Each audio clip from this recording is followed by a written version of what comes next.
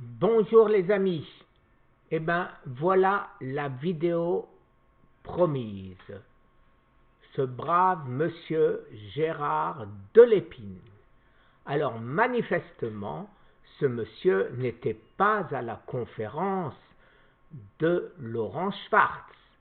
Autrement, peut-être qu'il n'aurait pas eu les propos, je ne sais pas comment dire poliment, mais je ne trouve pas de mot poli. Je suis désolé, hein, monsieur Delépine, je ne trouve pas de mots polis pour dire, pour commenter votre... comment vous êtes cancérologue et vous faites complètement abstraction de toute une frange des malades du cancer en leur disant, de toute façon, vous allez crever, et les autres, eh ben, on dit rien parce qu'il y en a 9 sur 10, et ça, je ne sais pas où vous avez pris ces chiffres, qui n'auront pas d'évolution du cancer de la prostate, donc on ne fait rien.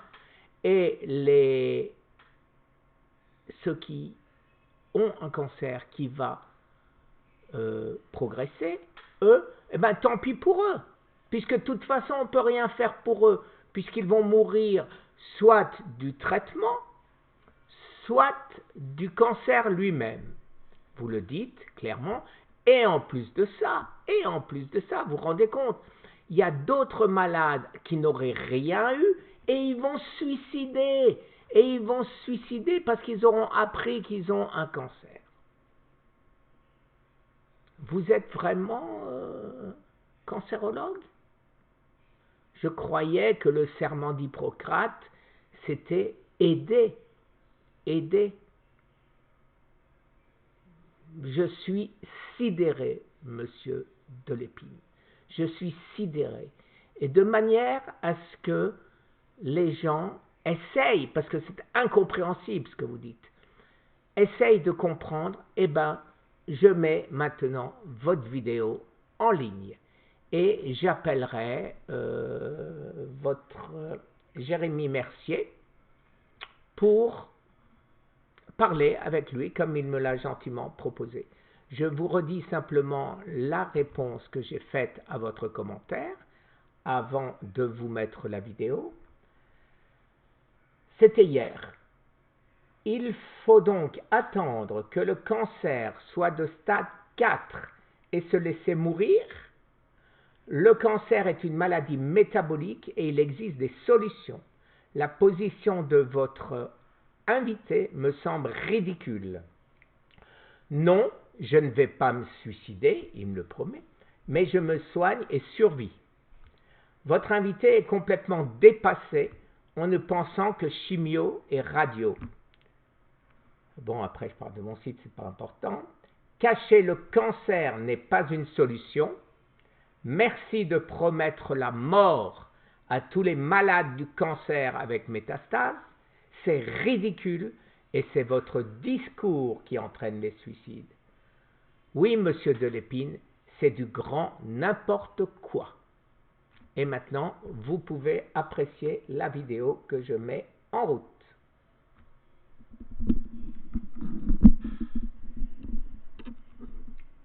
Bonjour à tous, bonjour à toutes, c'est Jérémy Mercier, je suis ravi d'être avec vous aujourd'hui. Vous savez, j'ai à cœur de vous montrer qu'on peut prendre soin de sa santé différemment et surtout faire attention à certains des messages aujourd'hui qui sont transmis dans la communauté médicale, notamment par rapport au dépistage. Aujourd'hui, je suis avec Gérard Delépine, cancérologue et chirurgien. On va parler du dépistage de cancer masculin, notamment du cancer de la prostate, puisqu'on est au mois de novembre et depuis quelques années, il y a un mouvement qui s'appelle Movember qui vise à faire en sorte que les hommes prennent conscience du danger des cancers masculins, notamment celui de la prostate, et du coup qui met l'accent sur le dépistage organisé du cancer de la prostate. Gérard Delépine, est-ce que c'est une bonne idée, le dépistage organisé du cancer de la prostate chez l'homme? On aurait pu croire a priori que oui, parce qu'on pouvait penser que plus un cancer était dépisté tôt et moins il était difficile à traiter. En pratique, c'est formellement non. Le dépistage du cancer de la prostate n'augmente pas l'espérance de vie des hommes qui s'y prêtent et il leur crée d'énormes soucis. Pour être très simple, si vous faites dépister du cancer à la prostate par les PSA sanguines, vous ne vivrez pas plus vieux, mais la vie pourrait vous paraître beaucoup. On va rappeler ce que c'est que les PSA sanguines pour les gens qui ne connaissent pas, ça correspond à quoi? Attends. Alors, les PSA, c'est un antigène, donc c'est antigène prostatique. C'est un marqueur du nombre de cellules prostatiques, en quelque sorte, et de cellules supposées cancéreuses. Alors, ça a été donc inventé il y a fort longtemps par un Américain qui s'appelle Albin, A-L-B-I-N, et pour, au début, voir l'évolution des cancers de la prostate sous traitement. Et effectivement, pour surveiller l'évolution d'un cancer de la prostate déclaré et agressif, c'est très utile. Donc les médecins utilisent le PSA de manière courante. Okay. Et puis, certains se sont dit, puisqu'on a ce marqueur, et qu'une prise de sang, c'est pas très agressif, pourrait-on l'utiliser pour dépister les tout petits cancers de la prostate? Et ça a été donc utilisé, et ça a été utilisé très largement, on a dépisté beaucoup de cancers de la prostate. On peut dire que l'une des grandes augmentations de fréquence des cancers dans la population, il y en a deux, c'est le sein et la prostate. Comme par hasard, ce sont les deux cancers pour lesquels on a des dépistages. Organisés pour le cancer du sein, oui, et non organisés pour le cancer à la prostate. Ah, intéressant, ok. Et c'est non organisé volontairement, parce que toutes les agences sanitaires mondiales qui ont étudié la question ont dit il ne faut pas organiser le dépistage du cancer à la prostate. Ils ont été même plus loin, il ne faut pas dépister le cancer de la prostate. Alors, je me permets bien sûr de m'inscrire en faux totalement. J'habite aux États-Unis. Aux États-Unis, on essaye de voir, quand vous avez des problèmes, si vous avez un cancer de la prostate. Alors, je ne sais pas où vous avez pris ça. Bien sûr, comme vous savez que sur Internet, on trouve le pour et le contre. La prostate, maintenant, la nouvelle mode, c'est pas la testostérone. Le cancer, c'est pas le sucre, mais les protéines, etc., etc. Je suis sûr que vous allez trouver des sources qui vont dans votre sens. Mais franchement, vous auriez un cancer de la prostate, monsieur Delépine. Vous voudriez attendre qu'il soit incurable ou vous voudriez le soigner tant que c'est possible? Je suis dans ce cas-là. Je n'ai pas été détecté à temps. Et vous êtes en train d'expliquer, vous allez le dire plus tard, que de toute façon, ça ne servira à rien, je serai mort quand même. D'accord. Alors comment ça se fait qu'en France, en tout cas au moins en France, tant d'hommes se font dépister, font ces tests de dépistage? Alors pour deux raisons. Parce que d'une part, un certain nombre de médecins ne sont pas forcément au fait de la nocivité de ce dépistage, puis d'autres. Nocivité de ce dépistage. Qu'est-ce que ça veut dire? Dire la vérité à un malade, c'est être nocif. D'autre part, il y a certaines sociétés savantes, et en particulier tous les urologues, dont c'est le pain quotidien, le dépistage de la prostate, qui poussent très fortement au dépistage d'un cancer de la prostate. Et récemment, Guy Valenciennes, qui est un académicien, a monté à la tribune d'un journal célèbre pour dire qu'il faut dépister le cancer de la prostate. Et ce qu'il disait était parfaitement contraire à l'état actuel de la science. Totalement faux. Totalement faux. Contraire à votre science, mais pas à la sienne, monsieur l'académicien. Pas à la sienne. D'accord. C'est-à-dire que donc aujourd'hui, en tout cas c'est vrai que c'est le message principal qu'on entend dans les médias, c'est le dépistage de la prostate permet de déceler des cancers à un petit stade et donc d'empêcher leur développement et du coup ça permettrait d'augmenter la survie des gens et en fait ce que vous dites c'est que c'est pas le cas. Ah, c'est complètement faux. Alors c'est complètement faux et c'est parfaitement établi par deux essais randomisés, prospectifs, donc le niveau A de preuve scientifique, un en Amérique, un en Europe. Okay. En Amérique, l'essai a porté sur un peu plus de 50 000 personnes et a montré qu'il n'y avait aucun avantage ni en termes de survie spécifique, c'est-à-dire on ne diminue pas le nombre de malades mourant du cancer à la prostate quand on est. Voilà, on ne diminue pas le nombre de malades qui meurent du cancer de la prostate. Voilà, voilà, tout est dit, donc on s'en fiche, on les laisse crever. Merci, monsieur Delépine, on continue. dépiste, et ni en matière, surtout, c'est le plus important, en matière de survie, toutes causes confondues. C'est-à-dire lorsqu'on regarde quelles que sont là les causes de mort des malades, savoir si le fait d'avoir été dépisté du cancer de la prostate permet de vivre plus longtemps. Alors, en Europe, ça a été un petit peu différent. En Europe, l'essai européen, qui était également de très bonne qualité, a prouvé un petit avantage en termes de survie spécifique. Autrement dit, les gens qui se faisaient dépister avaient moins de morts, risquaient moins de mourir du cancer de la prostate. Mais si on examine l'ensemble des causes de mort, on se rend compte qu'ils n'ont quand même pas plus de chances de vivre que ceux qui ne se font pas dépister. Autrement dit, le petit gain qu'on a en termes de survie spécifique, Alors, le petit gain, ça veut dire les gens qui ne sont pas morts, c'est un petit gain. C'est un petit gain, n'est-ce pas? Ça compte pas parce que de l'autre côté, on a fait paniquer plein de gens qui ont découvert qu'ils avaient le cancer de la prostate. Mais monsieur Delépine, si demain vous savez que vous avez un cancer, vous allez continuer à manger du sucre, des féculents, des hydrates de carbone et engraisser votre cancer, ou vous allez passer en régime cétogène pour essayer de survivre? Non, ça vous n'en parlez pas, puisque pour vous, il n'y a que chimio et radio. Ça s'arrête là. Qui vient de malades qui ne meurent pas du cancer de la prostate, ils meurent d'autre chose. Et ils meurent en particulier des complications du traitement du cancer de la prostate. Parce que chimio et radio. Le dépistage, c'est très bien, mais il faut voir à quoi ça sert. Quelles sont les personnes en France actuellement qui, étant conscientes, à qui on annonce vous avez un cancer de la prostate au PSA, va dire je ne veux pas être traité. Actuellement en France, pratiquement personne ne le dit. Or, c'est tout de même l'attitude que beaucoup d'Américains adoptent depuis 4 à 5 ans. C'est l'attitude qui est actuellement prônée, c'est le wait and see. On surveille un cancer de la prostate pour savoir s'il est évolutif ou non évolutif. Alors, pourquoi n'a-t-on pas de gain de survie par ce dépistage qui pourtant permet d'avoir les choses plus petites? Pour 2 raisons. Et la première, c'est que le cancer de la prostate est quelque chose d'extrêmement fréquent. Une série d'autopsies systématiques chez des gens qui étaient morts sur la voie publique, donc suspects d'assassinat éventuellement, on cherche les causes de la mort, on les autopsie. Eh bien, un médecin anglo-saxon s'est dit pourquoi laisser ces gens regarder seulement leur cause de la mort, voyons un peu si leur prostate est atteinte d'un cancer ou pas. Et en faisant cela, il s'est rendu compte que 70% des personnes de plus de 70 ans ont un cancer de la prostate, alors qu'ils n'en ont aucun signe. Donc, la norme chez les hommes âgés, c'est d'avoir un cancer de la prostate. Le problème n'est pas de savoir s'ils ont un cancer de la prostate en faisant un test de dépistage. Le problème est de savoir comment est-ce que ce cancer va évoluer. Est-ce qu'il va évoluer ou pas du tout?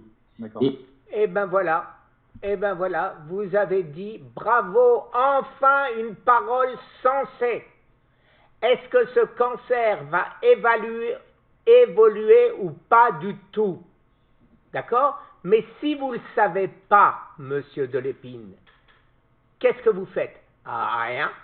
Vous continuez comme avant et il évoluera. Pas dans tous les cas, mais les pauvres gens qui auront continué à manger pareil, à ne rien faire, à n'utiliser aucun traitement métabolique, qu'est-ce qu'ils vont devenir? Après, vous dites, oh ben de toute façon, il serait mort. Eh ben voyons, c'est tellement facile. Et si on regarde les courbes de survie avec les courbes de diagnostic, on se rend compte que pratiquement 4 cancers de la prostate sur 5 qui sont dépistés n'évolueront jamais de la vie de la personne. Autrement dit, ils auront vécu tranquillement le restant de leur vie, 4 fois sur 5, sans même savoir qu'ils avaient un cancer de la prostate. Si par malheur vous faites le dépistage, vous allez apprendre que vous avez un cancer de la prostate. Alors ça, écoutez, ça vaut son pesant d'or. Votre vie va déjà être fortement atteinte. Il y a des études américaines qui montrent que le taux de suicide chez les gens qui viennent d'être diagnostiqués d'un cancer de prostate augmente considérablement dans les 6 mois qui suivent le diagnostic. Donc vous risquez même d'être tellement déprimé que vous allez vous suicider. Pour un cancer qui, 4 fois sur 5, ne vous causera aucun problème. Un médecin célèbre de l'hôpital des vétérans aux États-Unis, des anciens combattants, qui est un neurologue, dit « Les malades atteints de cancer de la prostate meurent avec un cancer de la prostate, mais pas du cancer ». Alors, une des raisons également pour lesquelles le dépistage n'est pas très efficace, c'est qu'on n'a pas des traitements miraculeux du cancer de la prostate. Bon. Voilà. Vous, monsieur Delépine, cancérologue, n'avez pas de traitement. Mais vous dites qu'aux États-Unis, wait and see. Mais ça n'existe pas, votre wait and see. C'est on fait ce qu'il faut. Des grands hôpitaux comme Johns Hopkins, le plus grand hôpital mondial en ce qui concerne le cancer, eh bien, ils vous laissent wait and see ou ils vous disent ce qu'il faut faire? Tout à fait différent. Mais par contre, bien sûr, ils ne vont pas vous faire de la chimio ou de la radiothérapie pour rien, comme on le fait en France. Et c'est de là tout mon combat. Continuons. Les cancers tout petits, effectivement localisés à la loge, on peut les traiter de manière efficace, que ce soit par radiothérapie ou par chirurgie. Mais la radiothérapie comme la chirurgie ont des inconvénients. Si on vous opère pour un cancer de la prostate, c'est-à-dire qu'on fasse une prostatectomie totale, vous avez de très grandes chances d'être définitivement incapable d'érection. Alors, que vient de dire Gérard Delépine? C'est que pour les tout petits cancers, et il parle d'ablation, de chimio, de radio. Mais oui, monsieur Delépine, là, il ne faut rien faire. Il faut wait and see.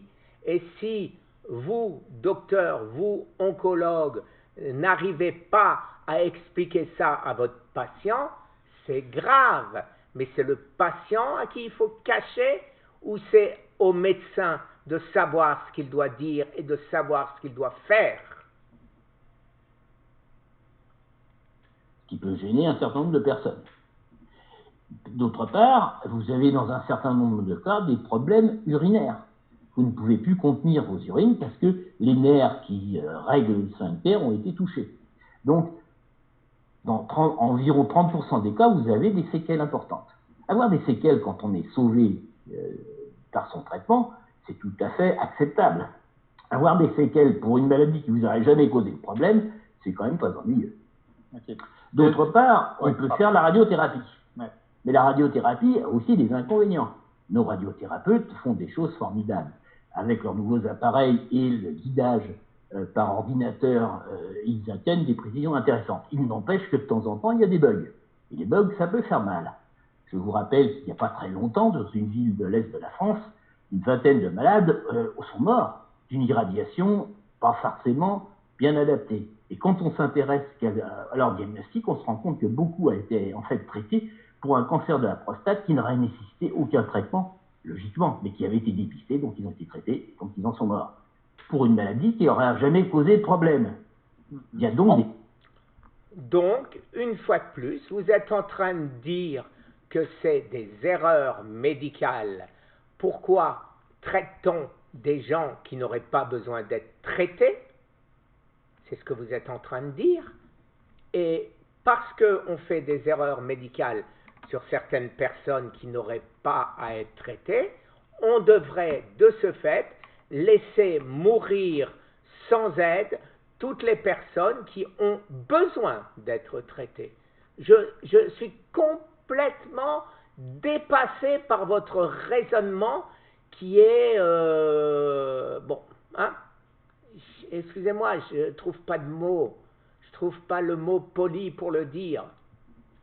Les inconvénients au dépistage. D'accord. En fait, ce qui est intéressant, c'est que finalement, d'après ce que je comprends, c'est que ce surdiagnostic très important, dont vous dites que 4 cancers sur 5 n'auraient pas évolué, c'est quelque chose qu'on ne peut pas voir en voyant la personne, mais quand on fait des études épidémiologiques, quand on prend du recul. C'est bien ça? Absolument. Beaucoup de gens pensent avoir été sauvés par leur médecin, alors qu'en fait, ils ont 80% de chances que ce ne soit pas le cas. Et je dirais même plus, ils ont eu la chance de survivre au traitement inutile. C'est encore plus terrible, effectivement. Oui, c'est ça. Et donc, du coup, les médecins peuvent se sentir ravis d'avoir l'impression d'avoir sauvé des gens, quand en fait, ils n'ont fait que traiter des gens qui n'étaient pas malades et les ont rendus malades.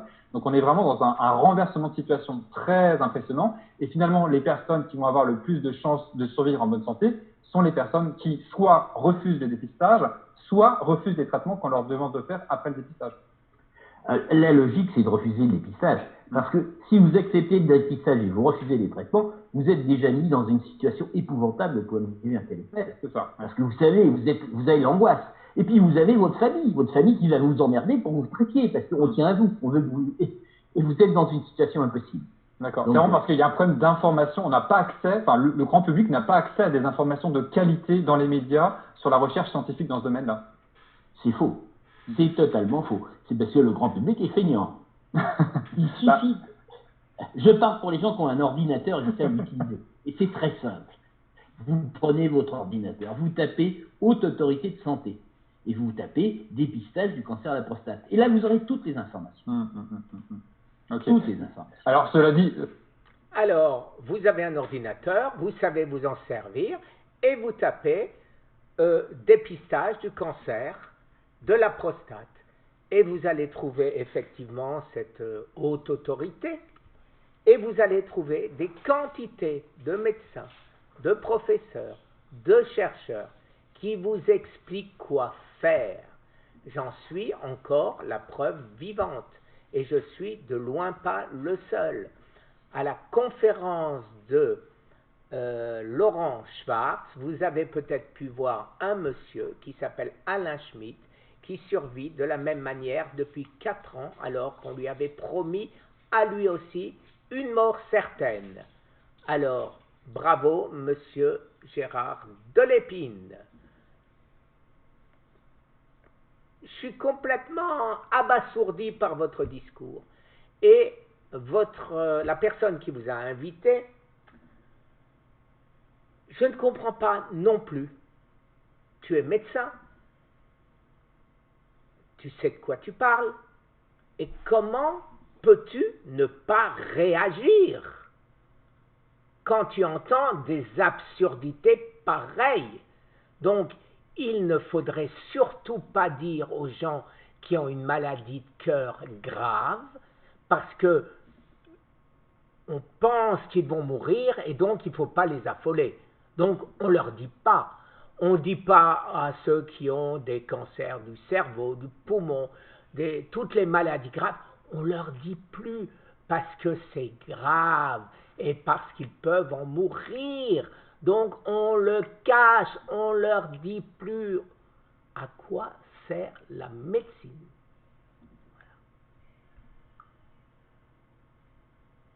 Je dois avoir tout faux. Il y a quelque chose que je n'ai pas compris, moi. Quand même pour revenir dessus, le grand public de manière générale, alors c'est vrai qu'il y a ce côté feignant, mais il y a aussi le côté, les gens ne connaissent pas la haute autorité de santé, les gens font confiance à leur médecin et ils voient des messages en permanence dans des magazines ou il y a des campagnes publicitaires importantes pour dire le dépistage c'est essentiel. Et en fait, on confond dépistage et prévention. On donne l'illusion que le dépistage aide, quand en fait ce n'est pas du tout le cas. Et vous avez totalement raison de souligner. Donc, 2 choses.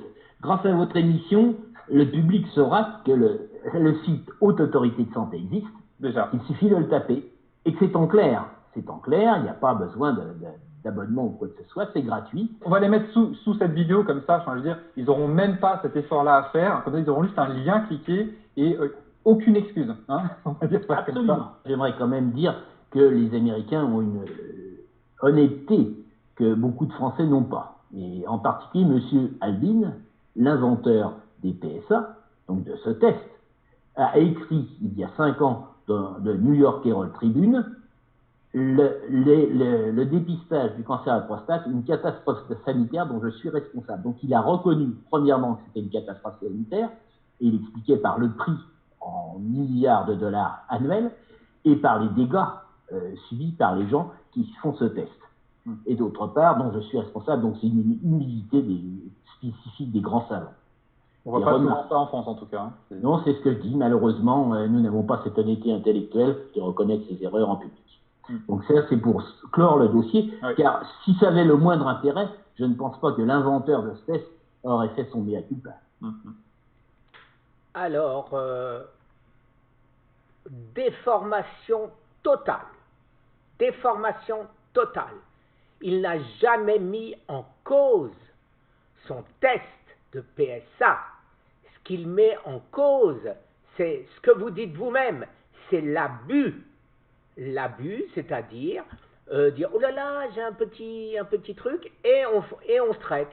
Mais c'est complètement contradictoire avec ce que vous venez de dire, puisque vous venez de dire à l'instant qu'aux États-Unis, on est plus intelligent, on fait wait and see, et maintenant, vous dites le contraire. Alors ça, ok, en France, si vous, par malheur, vous tombez sur un mauvais oncologue, d'accord, mais si vous tombez sur un oncologue correct, sur un oncologue qui sait, qui connaît son métier, il va vous faire enlever la prostate parce que vous avez un cancer. Il va vous faire wait and see. Si maintenant votre cancer est galopant, est agressif, là, il devrait vous le faire enlever avant que ce soit trop tard. Mais vous confondez détection et erreur médicale. C'est tout, il n'y a rien d'autre. Mais comment peut-on contester le fait qu'un malade a le droit de connaître sa situation? C'est inimaginable. Ok. Et donc, dans le cas maintenant, on va dire spécifique d'un homme qui aurait un cancer de la prostate diagnostiqué peut-être avec des métastases, donc évolutifs, qu'est-ce qu'il faut faire? Alors là aussi, il ne faut pas céder aux sirènes marchandes. Car actuellement, vous avez toutes sortes d'articles qui sont organisés par les directions de communication des grands laboratoires pour vous vanter les nouveaux traitements. Soyons clairs, jusqu'à présent, en cas de cancer métastatique de la prostate, les traitements ne servent à pas grand-chose. Et en particulier, pratiquement pas, ne permettent pas d'augmenter la durée de vie. Voilà ce que mon épouse a entendu. On ne peut pas se soigner, ça ne sert à rien et ça n'augmente pas la durée de vie. Voilà. Et après, ma tendre et chère devait être de bonne humeur, ne devait pas être bouleversée. Merci, monsieur Delépine, de votre... Je trouve pas le mot, je sais pas, il existe ce mot en français? Poli, il existe? Ça peut paraître incroyable, mais c'est le cas. Les traitements ont quand même des intérêts. Je n'ai pas dit qu'il ne fallait pas traiter les gens. Lorsqu'on a des troubles, lorsqu'on a des douleurs, lorsqu'on a une gêne liée aux métastases du cancer de la prostate, il faut effectivement prendre un traitement qui vous permet d'améliorer ces signes, ces symptômes. Donc de vous améliorer la qualité de vie. Mais il ne faut pas en espérer davantage. C'est plus du palliatif. Voilà. Alors, traitement palliatif, on va crever pour sûr.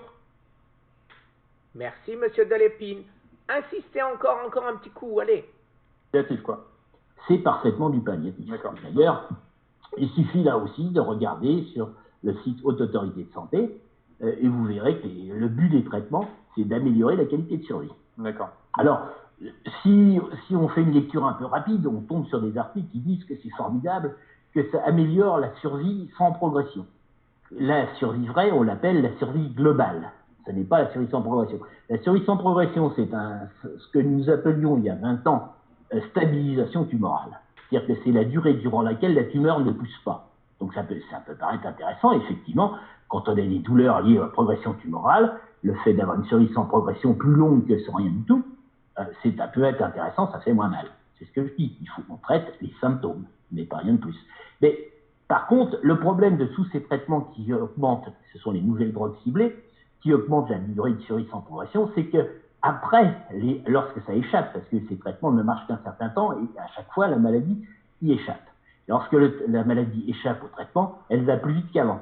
Ce qui fait qu'elle rattrape le temps perdu et qu'au total, on ne gagne rien. D'accord. Donc les quelques effets bénéfiques perçus au début sont en fait rapidement contrebalancés par les désagréments de la maladie qui reprend plus belle. Okay. Complètement. Il ne faut pas oublier, d'autre part, que aucun traitement actif est dénué d'inconvénients. Donc, vous ne m'augmentez pas votre durée de survie globale et vous aggravez votre mauvaise qualité de survie. D'accord. Donc, si on a des signes, oui, il faut vous traiter.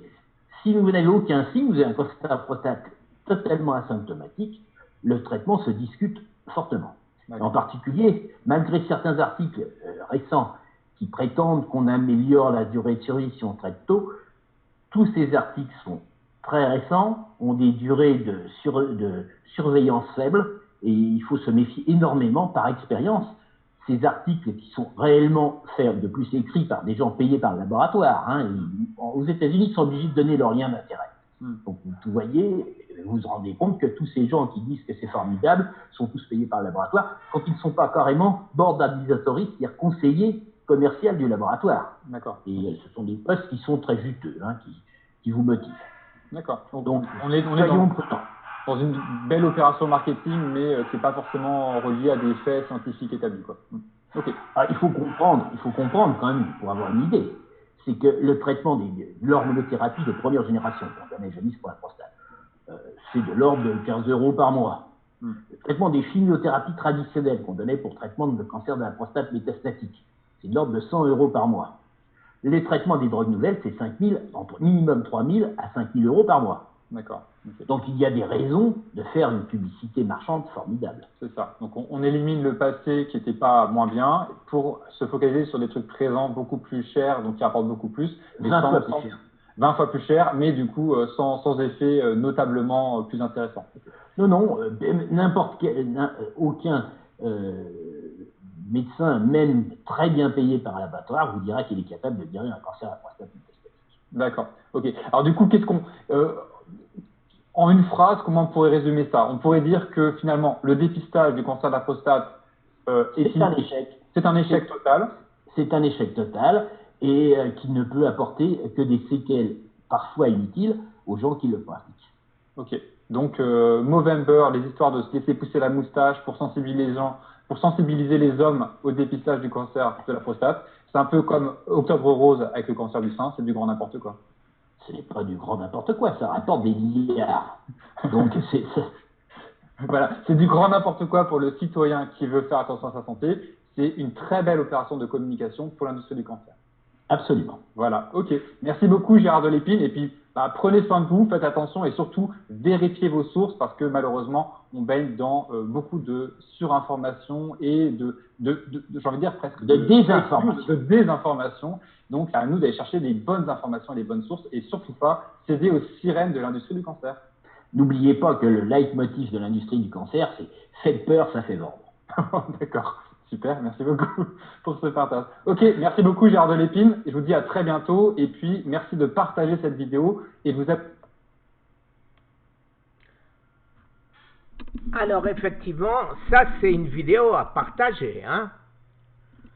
Alors ce que je constate simplement, cher Jérémy Mercier, c'est que pas une seconde tu n'as ouvert la bouche pour dire mais comment est-ce que c'est possible, quels sont les traitements que vous appliquez, donc chimio et radiothérapie, donc même au petit cancer.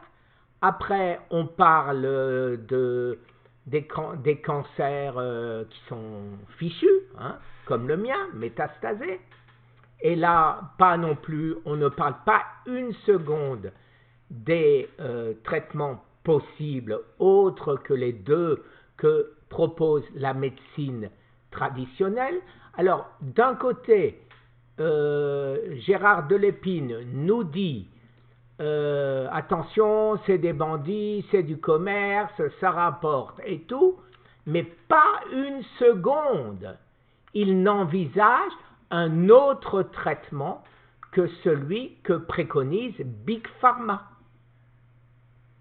Alors, il travaille pour Big Pharma ou il travaille contre Big Pharma? En tout cas, ce qui est certain, c'est qu'il ne travaille pas pour les malades du cancer. Ça, pour sûr. Alors maintenant, Jérémy Mercier. J'aimerais que nous ayons, puisqu'on s'est contacté, donc je pensais, j'ai essayé de t'appeler, tu m'as envoyé un email, bon, on s'est raté. Alors, j'aimerais bien faire une vidéo avec toi, sur ton site, sur mon site, sur nos sites, où tu vas me répondre sérieusement, en tant que médecin, quelle est ta position?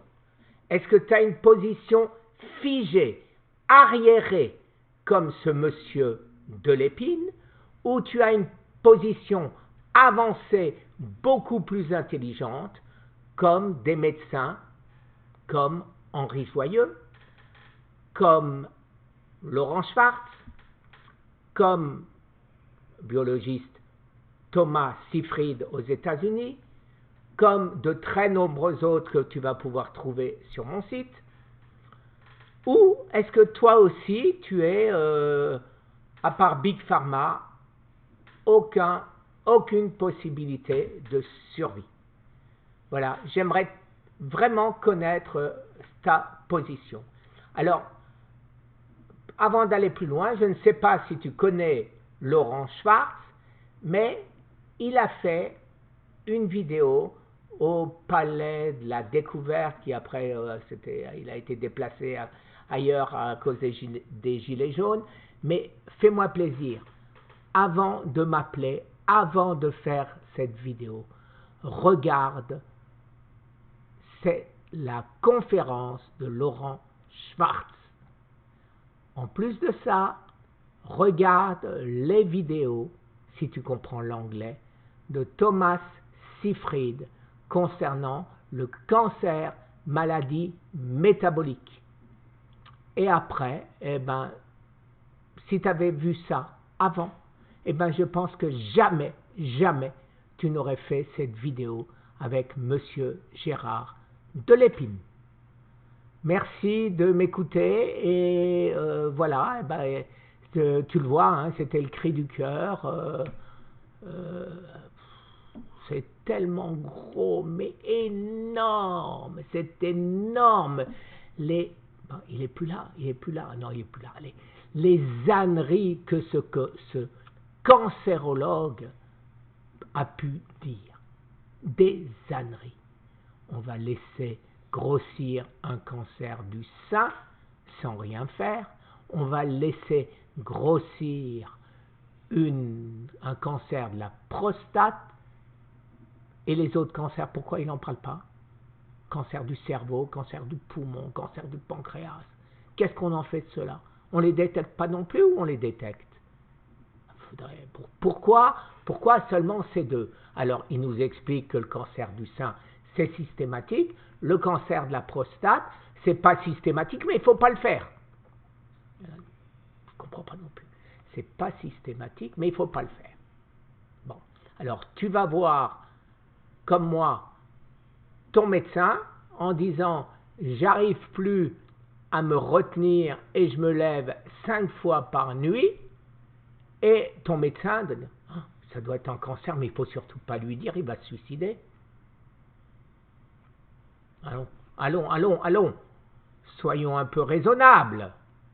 Allez, je vous souhaite à tous une bonne nuit, mais dur. Très bonne journée ou très bonne nuit, suivant. Non, il est que 9h, donc vous êtes au milieu de la nuit, et moi, je vais aller me coucher aussi. Jérémy, j'espère que tu vas me joindre, et j'espère qu'on va faire cette vidéo ensemble, de manière à réparer, j'irais dire, les dégâts que tu as fait. Je pèse mes mots. Il y a des gens qui t'écoutent, il y a des gens qui ont le cancer et qui vont dire je ne vais pas le faire. Très bonne journée. Au revoir.